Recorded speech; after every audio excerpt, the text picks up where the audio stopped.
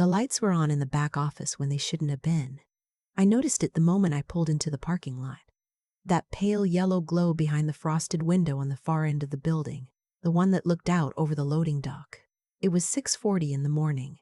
Nobody was supposed to be in that office until 8. I'd unlocked the front myself 100 times at this hour, and that window was always dark. I sat in my car for a moment, engine running just looking at it. 30 years. That's how long I'd been coming to this building. 30 years of early mornings and late nights, of missing school plays and birthday dinners, of putting everything I had into 4 walls and a name on the door. Callaway's Fine Catering. My name, my mother's name, the name I'd carried from a church kitchen in rural Tennessee all the way to a real commercial operation with 12 full-time employees and contracts with 3 of the biggest event venues in the county. In 4 days, we were throwing a celebration. My daughter had planned the whole thing, rented out the hall at the Whitmore Center, ordered a cake with a little fondant catering van on top, invited people I hadn't seen in years. 30 years in business. That was worth celebrating. I should have felt light that morning. Instead, I sat in my car staring at that lit window, and something in my chest pulled tight. I gathered my things and got out. The man from the HVAC company was already waiting near the side entrance. I'd forgotten about him. Honestly, we'd been having trouble with the walk-in cooler, and the repair call had been scheduled for 7. He was younger than I expected, maybe early 30s, a worn canvas jacket, a thermos in one hand. He gave me a little nod when he saw me coming. "Morning," he said. "You, the owner?" "I am." I reached into my bag for the key. He glanced toward the back of the building, toward that window. Then he looked at me with an expression I couldn't quite read. "Can I ask you something before you go in?" His voice had dropped, not quite a whisper, but close to it. "Is there usually someone here this early, in the back office?" I stopped. "No? Why?" He turned the thermos slowly in his hands. "I got here about 10 minutes ago, walked around back to check the compressor unit. I could hear voices, 2 of them at least. Couldn't make out words, but..." He paused. "I don't know." Something felt off about it, like they didn't want to be heard. I looked at the window. "I don't know if it's anything," he said quickly. "But if it were my place, I'd want to know before I walked in the front door." I stood there for a moment. My hand was still on my bag strap.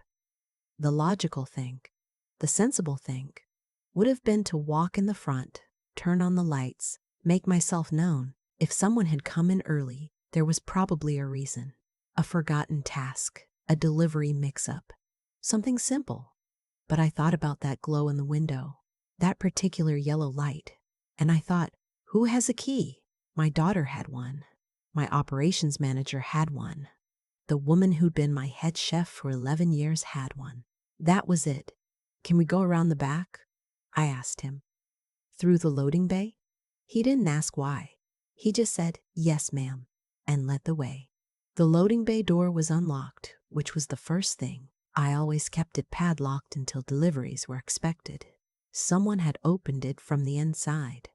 We came through the kitchen quietly, past the cold steel of the prep tables, past the row of sheet pans hanging on the wall. I knew every creak of that floor. I knew to step wide near the reach-in by the back corner. 30 years, and my feet remembered the building better than my eyes did. I stopped just outside the office door. I could hear them now. 2 voices. One of them I recognized immediately. Low, deliberate, the kind of voice that had always made me feel like every decision was being handled. My operations manager. 12 years with me. The man I trusted with scheduling, with vendor contracts, with the budget spreadsheets I'd long since stopped reviewing myself. The other voice was younger. Male. I didn't know it. I pressed my back against the hallway wall and listened. "She's never going to see it in time. The anniversary party is the perfect cover. Everyone's distracted. She's emotional. And by the time anyone thinks to look at the books, the transfer will have cleared." A pause. "You're sure about the account?" "Positive. I've been moving it in small amounts for 8 months.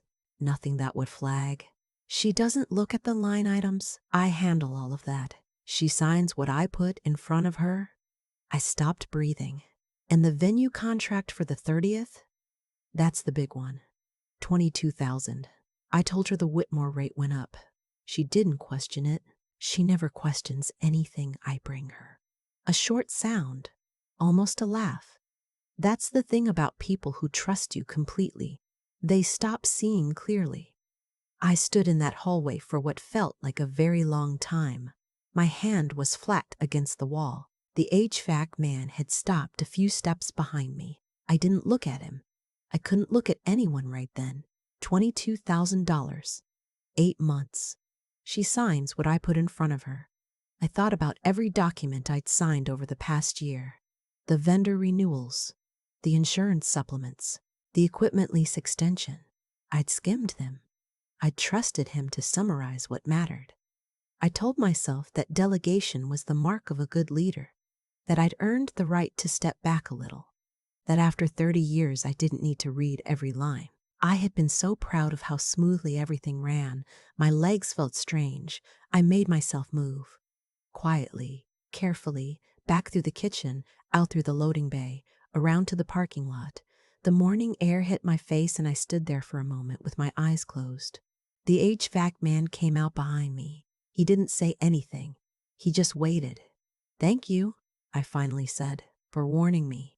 I'm sorry it turned out to be something." He looked genuinely uncomfortable, like he wished he'd been wrong. "Do you want me to come back another day for the cooler?" "I don't need to be here for this." "No." I straightened. "Stay. I need everything to look normal. Can you do your work like nothing happened?" He looked at me steadily. "I can do that."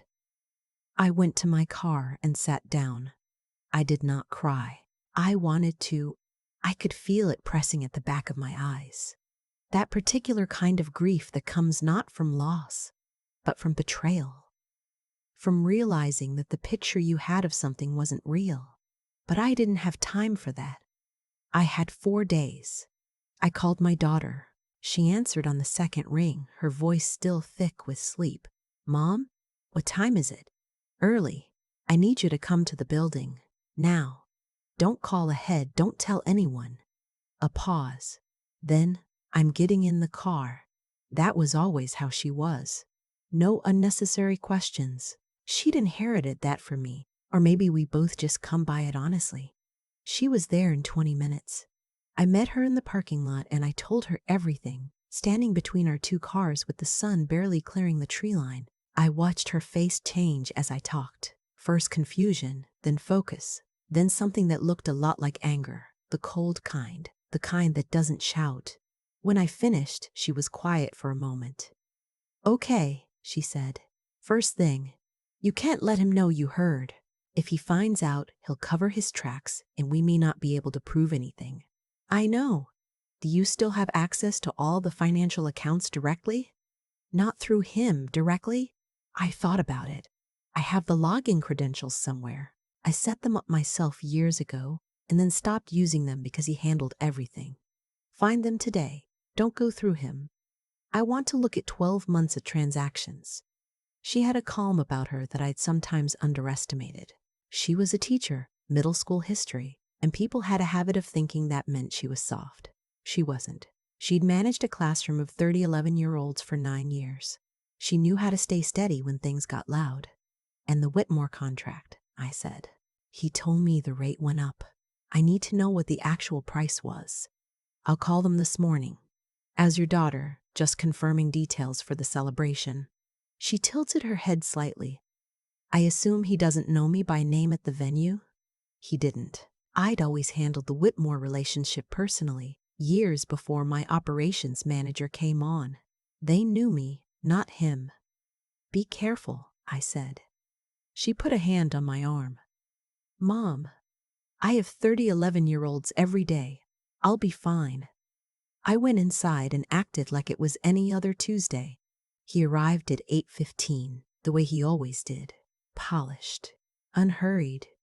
He set his coffee on the corner of his desk and started up his computer and said good morning with the same voice I'd heard for 12 years. And I said good morning back.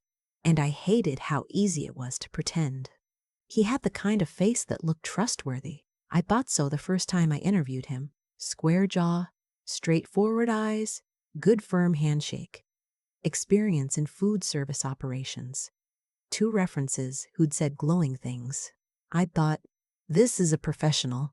This is someone who cares about doing things right.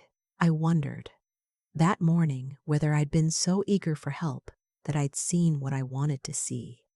I went to my private office and closed the door. I found the account credentials in an old email folder I hadn't opened in 4 years. It took me 3 attempts to remember the password. When the screen finally loaded and I saw the full transaction history, 12 months of it, my stomach dropped so low I thought I was going to be sick. It wasn't just the Whitmore contract. They were vendor credits that should have come back to the company account, but had been redirected. There were payments to a supply company I didn't recognize, a name that, when I searched for it that afternoon, turned out to be registered to someone whose last name I didn't know, but whose address was 3 streets from my operations manager's house. There were consulting fees for services I had never approved, small amounts, careful amounts, the kind that don't trigger alerts on their own. But added together, over 8 months, the number was large enough to make me sit very still for a very long time. My daughter called me at noon. The actual Whitmore rate for a room of that size, she said, is $4,800. He'd told me 22. I pressed the heel of my hand against my forehead and stared at my desk. Mom, are you okay? I will be, I said. I just need to keep moving. I called my accountant that afternoon, not through company channels, her personal number, which I'd had for 15 years. I drove to her office myself, rather than emailing anything.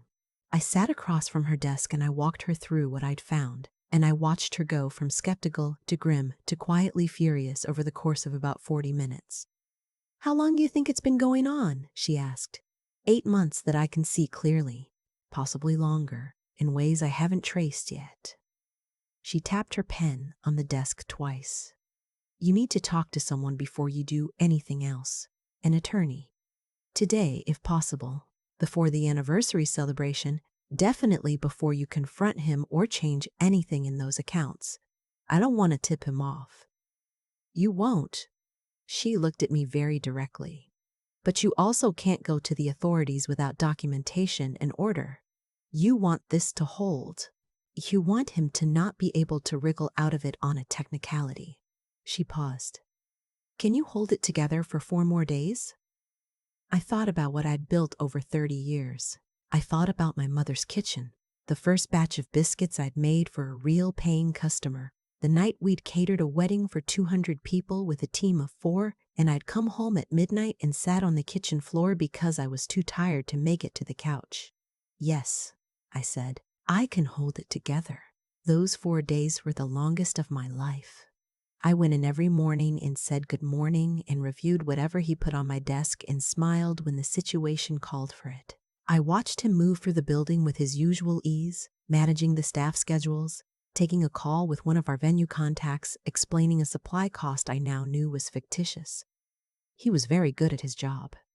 That was the part that stung, in a particular way. He genuinely kept the operation running well. The clients were happy. The staff liked him. He'd just also been quietly robbing me for the better part of a year. My daughter and I spoke every evening. She'd been the one to connect me with the attorney, a woman she knew through a parent at her school, someone who'd handled financial fraud cases before. The attorney was efficient and exact, and she didn't waste words, which I appreciated because I didn't have a lot of patience for anything slow right then. By the evening of the 3rd day, we had documentation. 11 months of redirected funds. The shell company, the falsified vendor invoices, the Whitmore markup. The attorney had a contact at the county sheriff's office. Things were in motion. Do you want to be there when they come in? She asked me. I thought about it. Yes. You don't have to be. I know. I paused. But I built this. I'd like to be there. The celebration was on a Friday evening. My daughter had kept everything planned, kept the invitations out, kept the cake ordered. We didn't cancel anything. We let the preparations continue exactly as they were. He showed up for the party. Of course he did. He'd been at the company 11 of its 30 years. He had just as much reason as anyone to be there, or so he thought. He came in with a nice bottle of wine and set it on the table near the door. The two detectives came in at 7:15. I was standing near the window when they arrived, talking to one of my oldest clients, a woman who'd used Callaway's for her annual fundraiser for 9 years running. I saw my operations manager notice the detectives. I watched the moment his face changed. Just a flicker. But I knew his expressions well after 12 years, and I saw it. The instant of recognition, of calculation, of something shutting down behind his eyes. He looked at me. I held his gaze. I didn't look away. I don't know what he saw in my face. I hope it was clarity. I'd spent 30 years trying to see things clearly, and somewhere along the way I'd gotten tired and handed that over to someone else, and that was my mistake to own. But I was seeing clearly now. The detective spoke to him quietly, near the far end of the room, and then they were gone, all three of them, and the party went on. Most people didn't notice. A few did, and I answered their questions simply and moved on. At 9 o'clock, my daughter stood up and clinked her glass and said something about 30 years and about who her mother was, and I stood in that room full of people who'd eaten at events we'd catered and worked at tables I'd set up and accepted food from a kitchen I'd built, and I let myself feel it, not the betrayal. That would take longer to process, and I wasn't in a hurry with it. The 30 years, the weight of it, and the lightness of it. Later, after most people had gone, my daughter sat with me at a corner table while the staff cleaned up around us. She'd taken her heels off and was holding a cup of decaf with both hands. "I have a question," she said. "Ask. Would you have done anything differently? If you could go back?" I considered that honestly. I would have kept looking at the books myself, even when it was tedious, even after I trusted someone with them. Not because I suspected him, I wouldn't have, but because it was my responsibility, and I outsourced it, and that wasn't right. She nodded slowly. "I thought stepping back was wisdom," I said, "and maybe it was, in a lot of ways. But wisdom isn't the same as disappearing from your own business. I forgot that." She was quiet for a moment. "Then he chose what he did. That's not on you." "No," I agreed. "It's not. But I want to be honest about the part that is." She reached across and covered my hand with hers. Her grandmother's hands, people always said. Long fingers, practical palms. My mother would have liked her very much. We sat there a little while longer, in the building I'd kept. Not just from him, from the version of me that had stopped paying attention. I'd gotten it back. Both of them, 30 years, and the next chapter was still being written. I planned to read every line,